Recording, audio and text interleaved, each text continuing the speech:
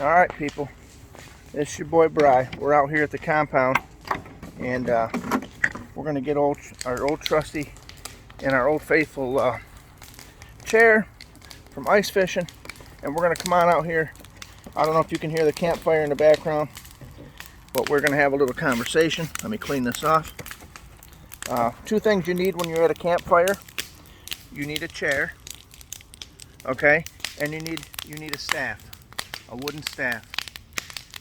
Okay, those are the requirements that you must have. And just like I'll sit here just like the days of old when they used to hold their cane up like that, their staff. What we've got here tonight, people, is a situation that says we built this door for the shed and we had a bunch of pallet scraps left over. And we had that situation where we didn't want to just leave them laying around, because here's the thing: you've got to mow around them, or you got animals trying to live under them if you leave them. So we wanted to get rid of them. And then the other thing we had to do is we still run our boiler. Let me show it to you. It's right here. Hold on. Right there. We still run our boiler. We run it year round.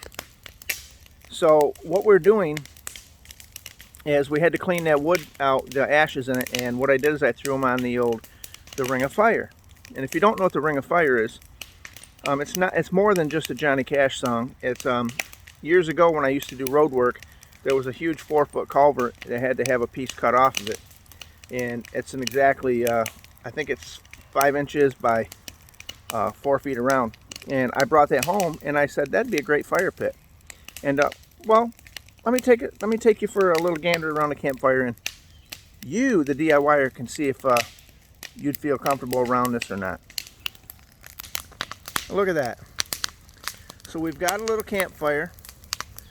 We've got the pallets burning. Mind you, the woods are nice and green.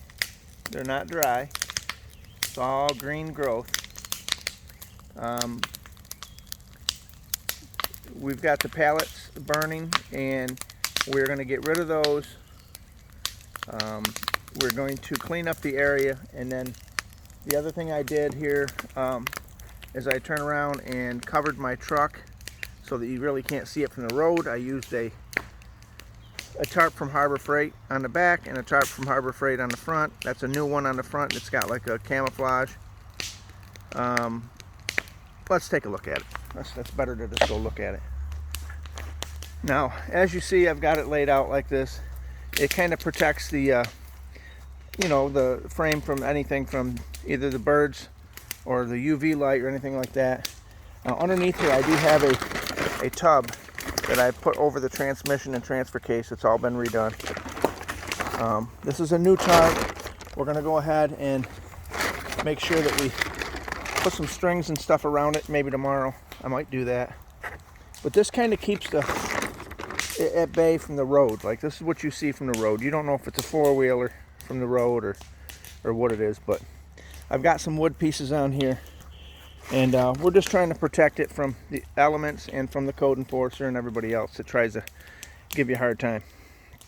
But what I did is I used the wheelbarrow, and I got the coals and the ashes from the wood boiler, and we threw them on there, and that's where we're at. We've got a couple big slats here we're going to throw on at the end. This kind of keeps the bugs away too, believe it or not. This says to the bugs, you're not welcomed here. You can walk freely around the campfire without being bitten alive. And I'll say this, my property, you really don't have a lot of bugs around here until nighttime. And at nighttime, you start to get a little bit of a, you get a situation that says they get a little hungry, if you know what I mean. But you see the campfire.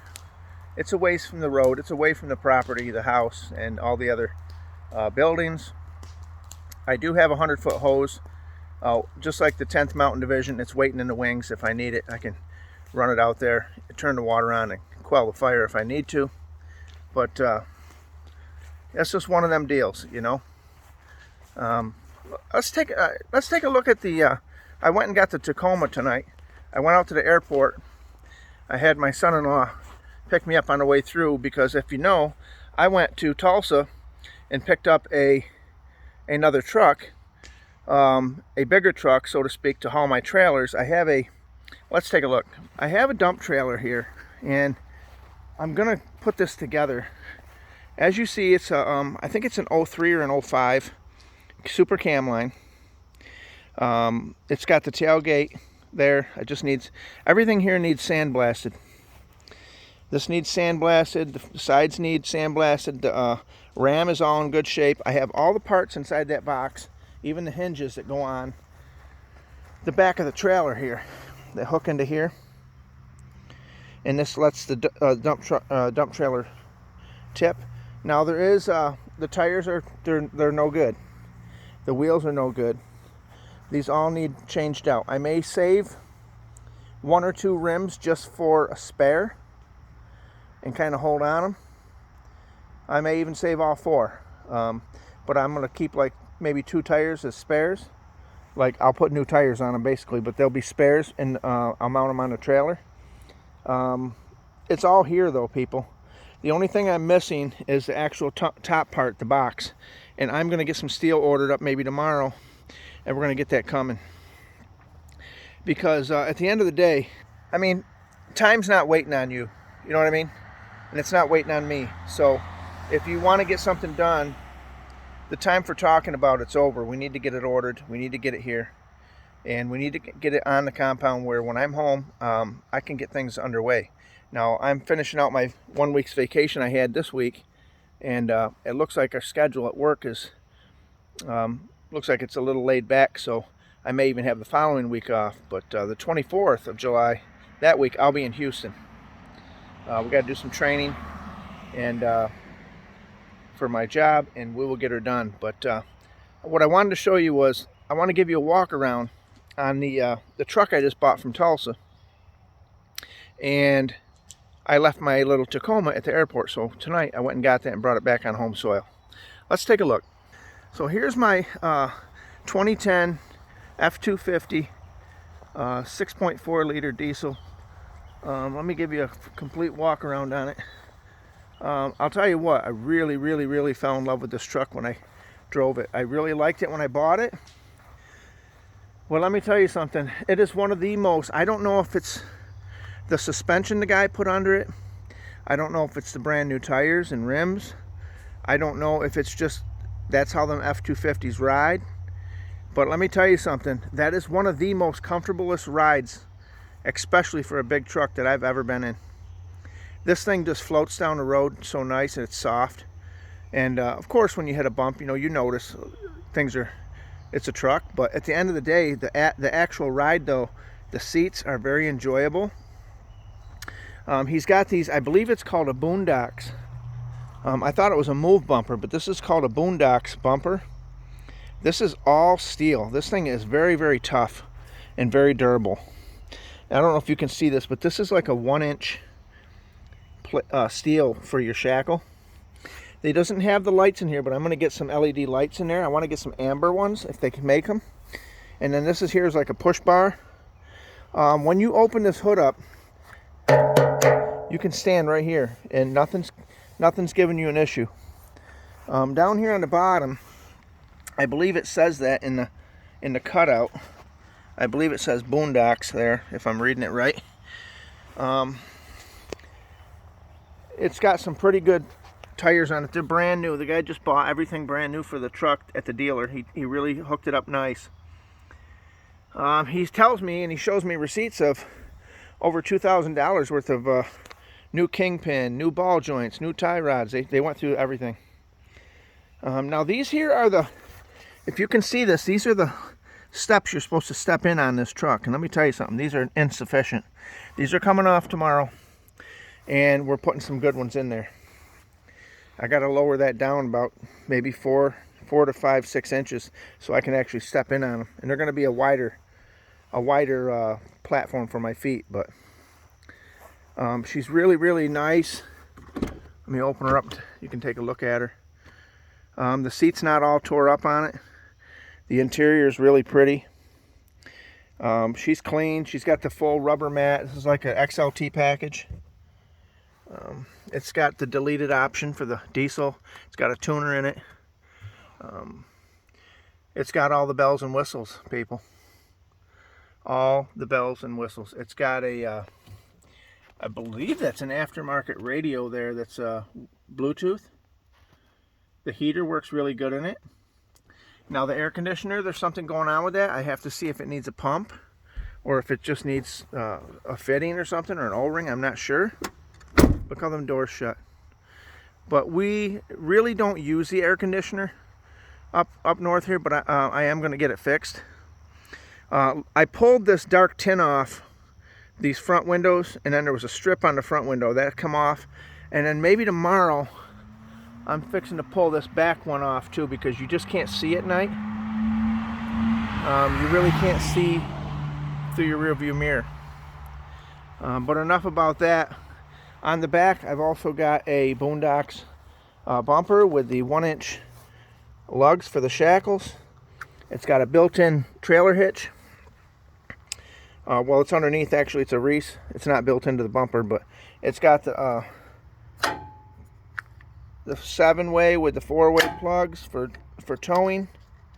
It all looks in good shape. It's not rotted out. I put these in last night because I didn't have any license plate lights. I can't remember. I think they were like $6-7 each. They're so I can shine in on the. This is what they give you if you come out of state with it. They give you a temporary 30-day. So this is the day I got it, on the 8th, and then you got 30 days. But this is the place I bought it from, Second Generation Motors in Tulsa, Oklahoma. Really good person. His name's Mo. He picked me up at the airport. As you can see, it's a 2010 Ford F-250. What's this say here? I can't even read what that says without my glasses. Something, something, something. See something. I don't know. Hopefully the troopers see something when they see it. But anyway, I've been riding around on it. But it's a pretty good rig. It's got some really nice aluminum rims on it, and the thing runs really nice. But here we are. We've got the little Tacoma home, and as you know, last year I put a up above the tank I put an evap canister in, and before that I put a like an EGR diaphragm in it, and there was a couple other things when I first got it that I put into it. But what happened was, over last year, the engine light came on. So what I did was I kept researching what code it was. It was a P171, and as you can see, she's out of date. So I'm going in tomorrow. I put an upstream, like a fuel, I think they call it a fuel indicator. I'll have to double check on that, but it's like it. I call it an O2 sensor, but they call it like a fuel. It's a fuel ratio sensor is what they call it, something like that. But I noticed when I went to the airport, because I was reading with the codes, and it had like high the differential on the air to fuel ratio. It's supposed to be within like 30, and what we had was like just over 30. So we either had one of two things. We had an air leak ahead of the exhaust, so like maybe on your intake or a hose or a vacuum line. I went over that whole truck with a fine-tooth comb, pulled things off, checked things, checked the boot coming in from the MAF sensor, the mass airflow sensor. I checked everything, and it appeared to be good. I cleaned the MAF air sensor with some cleaner. I put it back in. I tightened down some clamps. I did a bunch of different tests on it, and then I put it back together, and I said, well, I put the upstream fuel air sensor in, and then I drove it to the airport because I had to go get that truck, and the engine light didn't come on. And then I noticed today when I got dropped off to pick the truck up at the airport, the engine light was still out, and usually within 30 miles or so they usually will pop up. I've got over 75 miles on it now, and tomorrow, the first thing in the morning, I'm going down to one of the local places, and I'm going to get that baby, hopefully get a sticker on it, and that'll give me another year of driving. So I mean, hopefully we corrected the problem, but if not, I want to be able to at least be legal. And here in the upstate New York, or in New York in general, They really make you get these inspection stickers every year. You know, the vehicle could be running perfectly fine, but if you don't get that sticker, you know, no go. So we're going to go ahead and do that, and then we'll give you an update on it. I mean, that much I guarantee. But we're just out here at the campfire, and here, let me show you. You can see it died down. You see it died down just a little bit. It's very peaceful out here. Very peaceful. I've just got a few little planks I'm going to throw back on top. The mosquitoes and the bugs are at bay because it's so warm right next to where I'm sitting, and I'm a good 10-12 feet away from this thing. And that's what we got for you tonight. We just got a little campfire discussion. We've got the Tacoma back on home soil. We're going to get that inspected tomorrow. We've got the big Tonka truck. It's home. And again, that's going to be hauling the dump trailer. We're going to go ahead and get that going. And I'm going to do another project. Starting tomorrow, I'm going to call and put an order in. And I'm going to make a 20 by 24 carport. I'm going to make it all out of steel. We're going to do a steel corrugated metal roofing on the top and on the sides, and then on the ends I've got 2 garage doors that my sister gave me and my brother-in-law. They don't have any windows in them, which that's exactly what I want, because I like the anonymity and I like the privacy. I don't like people looking in. I don't like people peering through the window, so to speak, of my life. What I show you online here is what I want you to see. I don't. I try not to just put on display things that I don't want you to see. And I don't want people peering in my garage looking at what I may or may not have. And that's the story of it. So I got 2 garage doors. We're going to put them in. It's going to be a carport. And at the end of the day, if I want to paint something in there, I'll be able to paint it. If I want to just keep my like my frame here of this truck, my 86, if I want to put that in there, if I want to add a little more wood in there for the boiler, I can do that. And once we get that project underway, I'm going to show you exactly how I'm going to do it, but I want you to stay tuned. And I don't even care if you subscribe to my channel. That doesn't matter. That doesn't mean nothing to me. I'm here to just show you the DIY School of Hard Knocks, how we do it out here in the boondocks, and how we do it without a formal education, so to speak, of life in general. But I know you're out there. I know you, the DIYer, got a lot of things you got going on. The other thing I need to do is I need to put in one of these mini splits. I'm going to put one of these mini splits in for air conditioners for my house, because I have a boiler system. Even before the outdoor wood boiler, I have a Utica boiler that has radiant floor heat. And with that, you don't really have ducts. So when I built the house 23 years ago, we never had air conditioning in there. But we're going to put one of these mini splits in, a wall unit, and it's a 24,000 BTU unit. So hopefully that's going to keep our house nice and cool, or at least keep it comfortable. And then from there, we're going to move forward. And I got a buddy of mine, we're going to go ahead and put his in for him, I think this Sunday. So we may even do a video on that. He's got that one we built the frame for a couple years ago, a year and a half ago. And we're going to go ahead and do that. Maybe we'll get some video of that, and then they'll be able to enjoy theirs. So this is your boy Bry. I'm over here at the compound. I'm getting things done, and at the end of the day, we got a campfire, people. We got a campfire that says, that's hot. Let me go ahead and, this is why you have a staff with you, okay? See this? You don't want to reach in there by your hands. Use your little stick that you got and get that stuff. Now it's hard for me to do this because I'm not left-handed, right? And I'm trying to film it with the right hand. But that's how you do that. You just push these in like this. Hold on, we're getting there. Oh, there it is. Okay, there it goes. And now what we'll do is we'll grab these ones here, and we'll throw these up on there. And we'll see if we can't get a little something going here like this. That's how I do them. I throw them sideways. And then what I do with that after is when the sides burn, I just flip the sides up in. Like this one over here, you'll see it. See this where the sides have already burned? And I just flip it up like that. and then it stays right in the ring of fire. That's more than most people do. Some people just put it right on the ground, but at least we have a ring of fire. And that is a concrete ring that I cut off of a structure where I did road work years ago. And I have not done road work in, let me see here, 14 years. So that must be at least 15 years I've had that. But there it is. That's the fire. We're over here. We're just enjoying ourselves.